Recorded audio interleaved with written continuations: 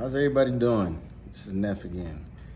I gotta talk about customer service today. This is an awesome company.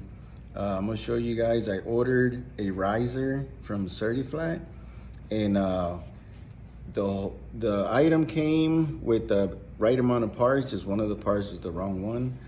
So I sent an email, and I was just expecting the part that I needed, and they actually sent me the part I needed and a whole extra riser. So this company is, customer service is 100% awesome. You know, they work with you. Like, that was something I wasn't expecting, and I'm 100% happy. Thank you guys so much. Let me show you guys what I got. So this is the riser. I got the parts for it.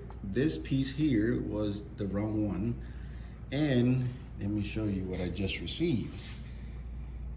I received a whole new riser with the extra part that I need for this one, and a letter.